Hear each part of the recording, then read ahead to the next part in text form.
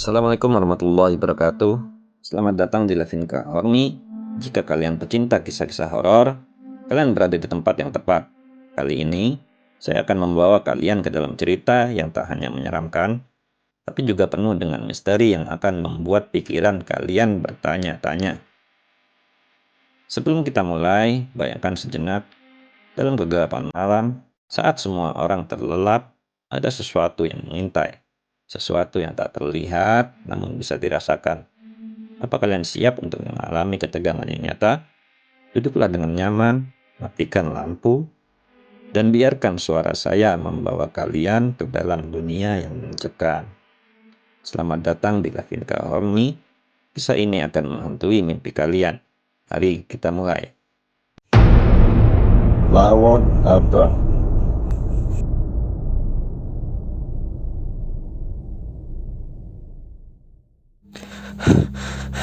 Di mana perempuan iblis itu? Aku yakin sekali. Tadi dia lari ke arah sini. Cepat cari dia. Mata merahnya itu pasti nggak cukup baik melihat dalam gelap. Kita Santoso, pria berbadan tinggi besar itu sambil berkacak pinggang. Beberapa saat sebelumnya, seorang gadis berambut panjang berjalan mondar-mandir di ruang tamu. Sekali dia menggigit kukunya demi menyalurkan kegusarannya. Dia begitu cemas karena hingga larut malam simbahnya belum juga pulang. Aduh, di mana toh Simba? Ini sudah hampir tengah malam. Tapi Simba belum pulang juga ya. Gumam gadis itu bermonolog. Dia membuka jendela gedeknya, lantas melongokkan kepalanya keluar. Gerhana bulan merah. Gumamnya lagi seraya menatap langit malam. Duh, gak baik kok jendela malam-malam. Nanti yang gak diundang malah datang. Dia menarik kembali daun jendelanya, lantas menutupnya rapat, lelah menunggu dia memasuki kamarnya, merebahkan tubuh rampingnya di atas amben hingga akhirnya terlelap. Dialah Mawar Utami, si gadis berparas jelita yang paling dibenci di desanya.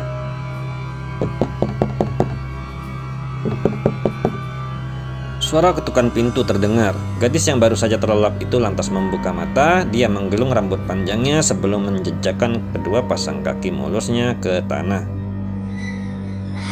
Syukurlah ternyata Simba sudah datang toh. Seru Mawar. Dia segera beranjak dari amben bambu beralaskan tikar, lalu berjalan cepat menuju pintu. Sejak tadi, dia memang cemas menunggu satu-satunya orang yang dia punya. Suara deritan pintu lapuk itu terdengar nyaring seiring dengan pintu yang terbuka semakin lebar. Kenapa lama sekali? Sampai baik-baik aja kan, Mbah? Tanya Mawar. Dari jelita berusia 18 tahun itu tersenyum lebar. Namun, senyumnya memudar dengan cepat. Dia akhirnya menyadari bahwa yang datang bukanlah simbahnya, melainkan beberapa orang laki-laki yang kini berdiri angkuh menatapnya. Ada apa ini? Apa sampean datang? Nyari Simba? Tanya Mawar terbata-bata. Simba belum datang. Tadi pamitnya mau ke desa sebelah. Imbuhnya. Membersihkan rumah dan pekarangan Juragan Sutris. Aku benar kan? Sambung lelaki jangkung yang sejak tadi menatap dengan tatapan tak suka. Iya, benar. Mawar sedikit mengangguk membenarkan semuanya.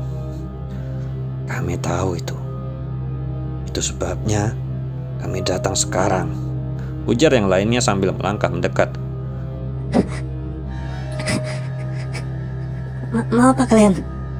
Jangan dekat-dekat. Atau aku akan. Atau apa? Kamu mau nakutin kami? Kamu mau ngutuk kami, hah? Doamu gak akan pernah didengar apalagi dikabulkan. Sentak lelaki berwajah garang itu. Mawar mulai merasa terancam. Dia berbalik dan berlari masuk, tangan putih mulusnya secepat kilat meraih daun pintu lantas menutupnya. Belum juga pintu itu tertutup dengan benar, seseorang mendorongnya dengan kuat. Burak! Mawar jatuh terjengkang. Mawar terus berusaha menjaga jarak. Saat ada kesempatan, dia segera merangkak menjauh. Dia lalu bangkit dan berlari melalui pintu belakang dengan cepat. Hei, jangan kabur. Ayo cepat kejar dia. Seru lelaki bersuara bariton. Mereka bergegas berlarian mengejar Mawar, namun dia menghilang dengan cepat di antara tanaman singkong yang tumbuh subur di belakang rumah. Gelapnya malam menyulitkan mereka mencari buruan yang lepas. Duh Gusti, Kenapa mereka memburuku? Aku nggak pernah musik mereka, tapi kenapa mereka terus berniat menggangguku? Batin Mawar. Gadis Ayu itu terus berlari sesekali dia melihat ke belakang dengan tatapan awas. Dia ingin memastikan bahwa mereka tak lagi mengejar hingga sejauh ini. Mbah, sampai di mana? Tolong aku Mbah. Diri Mawar terisak. Dia terus berlari mengikuti kemana langkah kaki membawanya. Dia berharap bisa bertemu dengan simbahnya di jalan nanti. Dia tak ingin pulang sendirian karena kali ini dia mulai merasakan bahwa kebencian warga menjadi semakin liar. Jika dulunya mereka hanya sekedar membenci, tampaknya sekarang mereka mulai berani menyakiti. Mawar merasakan nafasnya mulai terengah sesak. Lututnya juga lemas bercampur gemetar. Aku nggak kuat lagi. Semoga mereka nggak ngejar sampai sini. Harapnya sambil bersandar di balik pohon besar. Di mana perempuan iblis itu? Aku yakin sekali tadi dia lari ke arah sini. Ujar salah satu dari mereka. Cepat cari dia. Mata merahnya itu pasti tak cukup baik saat melihat dalam gelap. Tita Santoso, pria berbadan tinggi besar itu sambil berkacak pinggang. Aduh, kami sudah kelelahan, Kang. Lebih baik istirahat dulu. Celetuk yang lain. Ojo bantah, cepat cari sana. Kalian berpencar makanya. Santoso menyahut geram. Aduh, biar kami istirahat sebentar aja, Kang. Gak usah merengek. Apa kalian mau apa yang diceritakan Eyang terulang lagi? Kata Eyang, wajah Mawar begitu mirip dengan makhluk itu. Bisa jadi kan dia sebenarnya bukan manusia. Seru Santoso lagi. Aduh, bener juga sih, Kang. Meski wajahnya ayu, tapi kulitnya seperti mayat. Bola matanya juga aneh loh. Para lelaki itu menyebar, mencari ke sana dan kemari dalam gelap, hanya berbekalkan obor di tangan masing-masing. Mawar yang mendengar suara-suara itu lantas merangkak ke balik semak belukar. Gadis Ayu bermata merah menyala itu merangkak ke balik semak, satu tangannya membekap mulutnya sendiri, degup jantungnya menggila, hingga dia sendiri mampu mendengarnya dengan jelas. Gusti, selamatkan aku. Batin Mawar. Warga desa Ludokombo seringkali menyebut Mawar dengan sebutan anak iblis.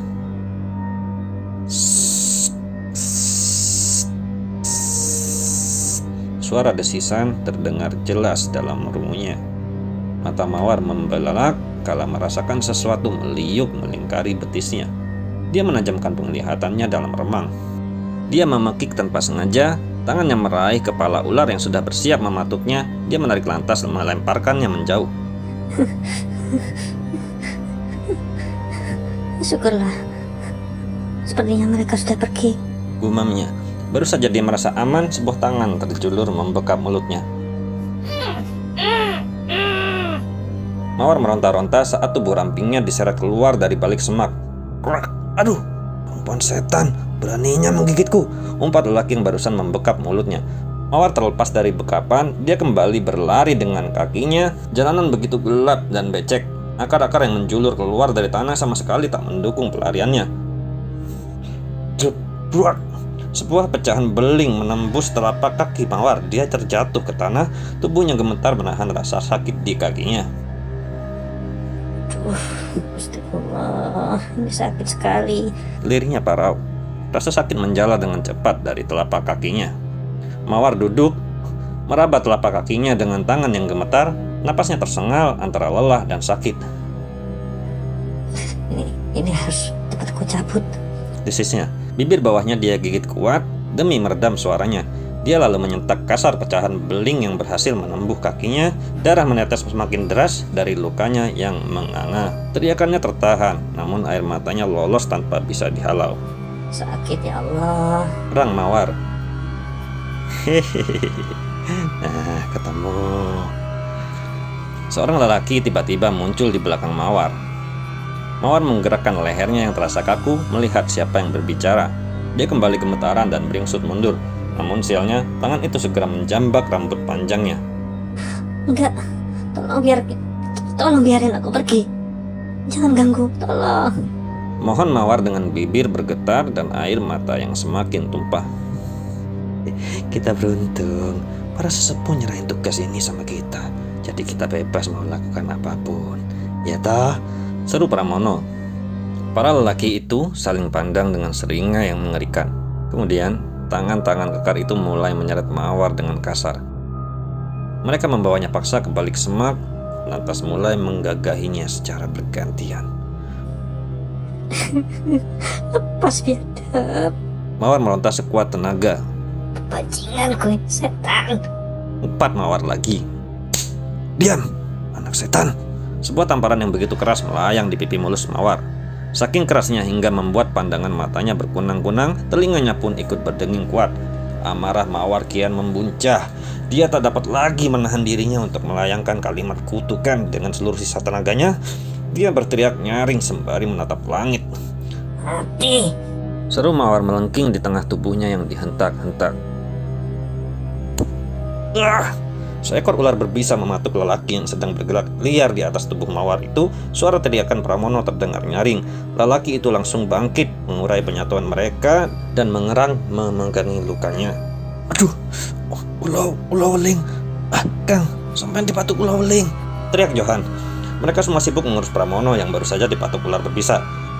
Melihat ada kesempatan, Mawar segera meraih pakaiannya, lantas mengenakannya dengan cepat. Tubuh yang lelah dan remuk dia paksakan melangkah. Jalannya pelan, tertatih-tatih, bagian inti tubuhnya terkoyak habis, hilang bersama dengan harga dirinya yang lebur tanpa sisa. Robek bajunya, lalu ikat dengan kencang di sekitar lukanya dengan itu. Cepat, sebelum bisanya menyebar. Kalau terlambat perang bisa, ujar Santoso. Pramono menggelinjang. Kakiku panas. Aku gak bisa bernafas, Kang. Lelaki tadi mengenjang hebat, matanya terbelalak seiring dengan nafasnya yang satu-satu. Kepanikan membuat mereka terlambat mengambil tindakan. Ini pasti gara-gara sumpah si perempuan iblis itu, tanya Johan di sela kepanikan. Lah, bukannya tadi? Sahut Diki. Ayo cepat cari dia. Dia sebab utama atas apa yang menimpa Pramono. Santo memberikan titah. Para lelaki itu berpencar meninggalkan Pramono sendirian dalam keadaan sekarat. Sementara itu, Mawar tampak menyeret paksa langkahnya untuk menjauh. Dia masih ingin tetap hidup. Meski harga diri dan kehormatannya sudah tanggal tak bersisa, setidaknya nyawanya bisa selamat. Aku gak mau mati sekarang. Lirih Mawar sambil menahan nyeri yang merajai tubuhnya. Darah mengalir merembes di sela-sela rok selututnya. Dari kejauhan sana terdengar suara derap langkah mendekat. Mawar menoleh ke belakang, dia bergemetaran hebat. Semakin keras usahanya menyeret langkahnya yang tertatih demi menyelamatkan dirinya.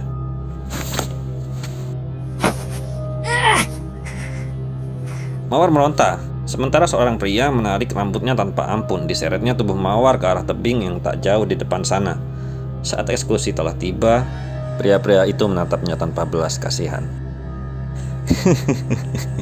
Waktunya kamu mati, anak iblis, ujar lelaki itu dengan sorot mata penuh kebencian.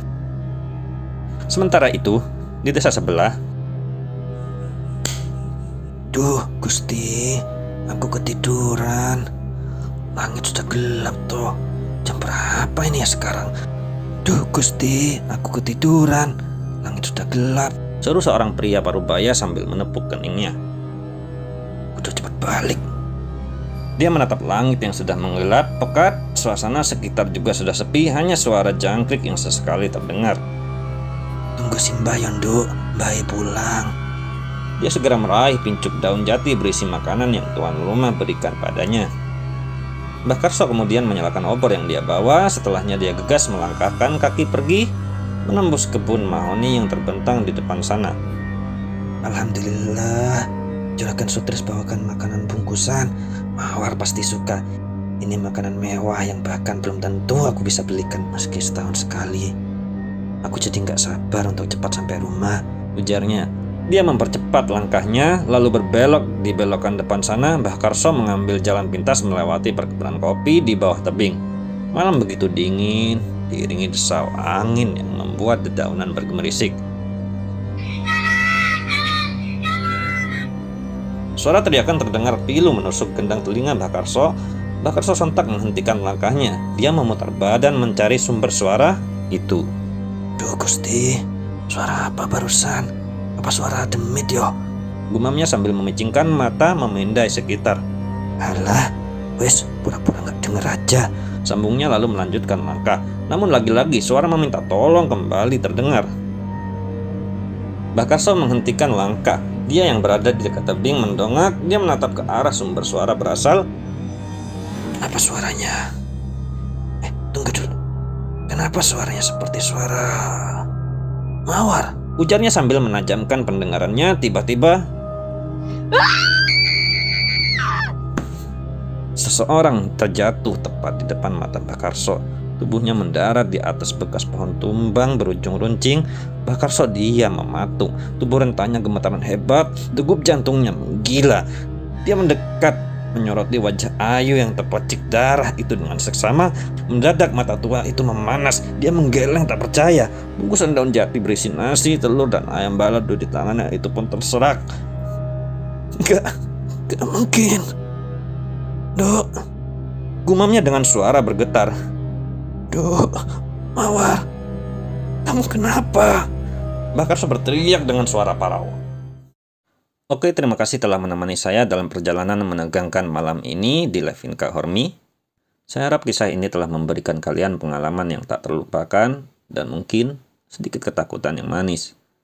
Jika kalian menikmati cerita ini dan ingin lebih banyak lagi kisah-kisah horor yang bisa membuat malam kalian lebih mencekam, jangan lupa untuk subscribe ke channel ini dan nyalakan lonceng notifikasinya. Dengan begitu kalian tidak akan pernah ketinggalan cerita terbaru yang akan membuat bulu kuduk kalian merinding. Bagi kalian yang berani, tuliskan di kolom komentar tentang pengalaman horor pribadi kalian. Siapa tahu cerita kalian bisa menjadi inspirasi untuk video berikutnya. Sampai jumpa di kisah selanjutnya. Ingat, di Levinka Hormi, ketakutan adalah teman terbaik kalian. Selamat malam dan bermimpi indah. Jika kalian bisa. Wassalamualaikum warahmatullahi wabarakatuh.